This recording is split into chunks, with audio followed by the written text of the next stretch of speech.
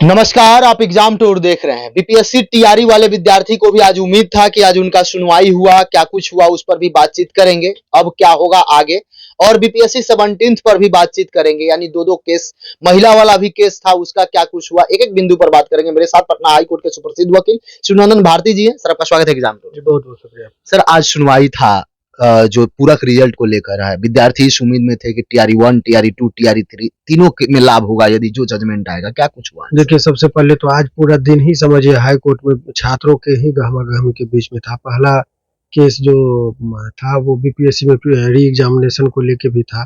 हालांकि उसमें ये हुआ कि अभी जज साहब ने ऑर्डर को रिजर्व रखा था। जी। उन्होंने कहा कि हम अपलोड करवाएंगे तब आप लोग को समझ में आएगा। बहस बहुत देर तक चली थी उसमें। उसके बाद क्या कुछ हुआ थोड़ा सा उसमें? उस केस में बीपीएससी पीटी वाले में आप कोर्ट के अंदर की जो घटना है मैं बता रहा हूँ। जो चीजें उसमें थी, जज साहब ने कहा कि 14 लोगों का जो है सो इंक्वायरी उनका ये था कि 14 लोग पेटिशनर बने हैं उस पिटीशन में, जिसमें आज बहस हुई, जिसमें वाईवी गिरी सर भी थे। यानी प्रशांत किशोर जी की तरफ से जो कहा जा रहा है, लीड किया जा रहा था छात्रों की तरफ से, तो उसमें यही कहा गया कि 14 बच्चे थे। उसमें से एकमात्र ऐसा बच्चा था जो बापू एग्जामिनेशन हॉल जो है उसमें उसका सेंटर था, और वही बच्चा फिर 4 तारीख को एग्जाम में अपीयर भी कर गया। तो इनका क्वेरी ये था कि आप एक तरफ कह रहे हैं कि अनियमितता हुई, आप चैलेंज भी कर रहे हैं, और 3 क्वेश्चन जो रद्द हुआ है तो सबको बेनिफिट मिलेगा 3 नंबर का जो रद्द होता है।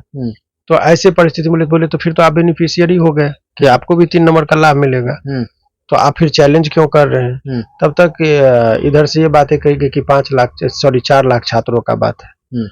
तो बीपीएससी के वकील साहब का कहना था कि 4 लाख लोगों की बात ये इसलिए नहीं कर सकते कि ये 14 लोगों की बात है, पर्सनल डीट है। आप जनहित याचिका में करते तब आप चैंपियन होते 4 लाख लोगों का, लेकिन 14 आदमी अपनी निजी चीज के लिए लड़ाई लड़ रहे हैं और आप 4 लाख का चैंपियनशिप बनने की क्यों कोशिश कर रहे हैं?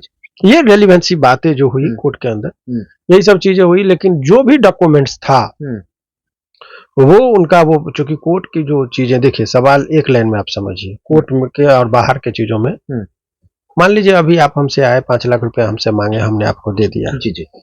ये 2 आदमी देखा भी के लिए लिया, लेकिन हमने कोई रिकॉर्डिंग नहीं किया, दे दिया, तो सत्य है कि पैसा लिया। लेकिन कोर्ट में जाएंगे तो आपको कहेगा कि सबूत दिखाइए कि आपने पैसा दिया, तो वहां तो केस हारेंगे, जबकि सत्य ये है कि पैसा मैंने दिया। बट कोर्ट में डिफिकल्ट हो जाता है प्रूफ करना।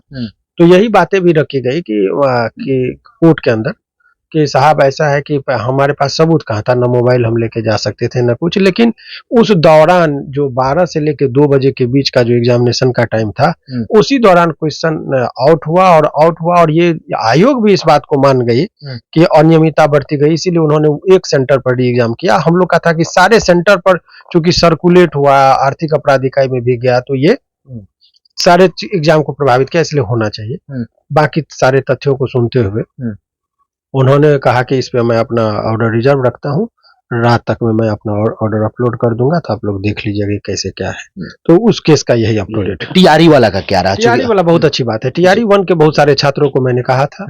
आज उस केस में चूंकि चीफ जस्टिस साहब का ट्रांसफर हो जाने के बाद आज एक्टिंग चीफ जस्टिस माने कार्यकारी चीफ जस्टिस बनाया गया था, जो ऑनरेबल जस्टिस है वो आज से लिए हैं, उनके कोर्ट में था।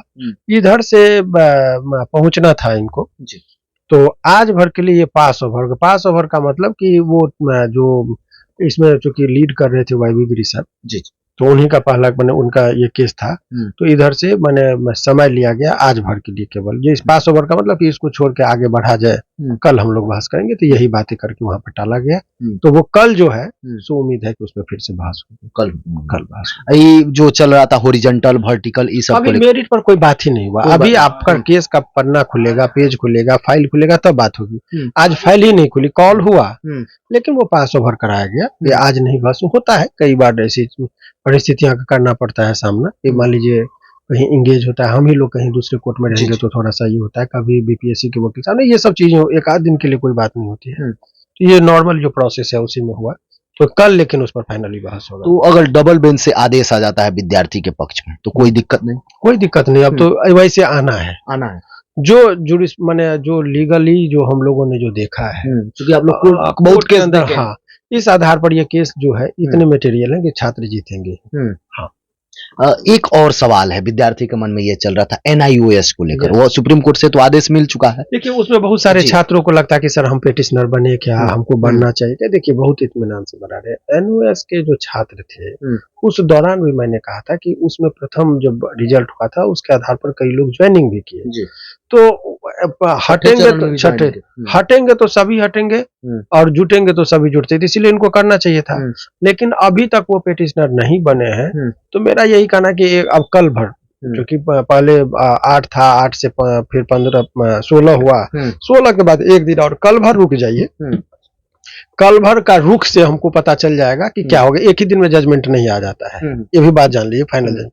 लेकिन बहस के दौरान बहुत सारे चीजों पर जब क्वेरी होती तो पता चल जाता है कि किस डायरेक्शन में केस जाएगा। तब हम कल आपके ही चैनल पर बोल देंगे कि पार्टी बनने से इनको फायदा है या नुकसान है या बनना चाहिए कि नहीं। वो कल जैसे थोड़ा सा बहस हो जाता है तो डायरेक्शन कोर्ट का पता चल जाता है कि भाई किस डायरेक्शन में जाएगा, तो हम बता देंगे, फिर आप लोग उस पर फिर पार्टी उटी बनना होगा तो बन सकता। जैसे नए जज साहब हैं, नए सब कुछ हैं, तो क्या फिर से समय लिया जा सकता है या सब कुछ मांगा जाता है? नए और पुराने का, चूंकि वो चीफ जस्टिस यहाँ का बदले हैं, उनको ही मिला है, तो अब इनके कोर्ट में तो ये पहला ही बार सुनवाई होगा। ऐसा नहीं कि पहले कोई जज साहब थे और उनमें सुनवाई हो रही थी, वो नहीं है। ये डीबी हम लोग जो बोलते हैं, दो जज, डबल बेंच, जिसमें जो है सो 2 जज साहब मिलकर बात को सुनते हैं। अभी तो सिंगल जज ने सुना है, उनसे ये चैलेंज किया गया बीपीएससी के द्वारा, तो डबल बेंच माने 2 जज साहब मिलकर सुनेंगे। तो डीबी में जब ये चला गया है, एलपीए है, तो उस पर जो जज साहब है कल उस पर सुनवाई होगी, ऐसा उम्मीद है। हालांकि फ्राइडे को टाइड अप मैटर भी रहता है।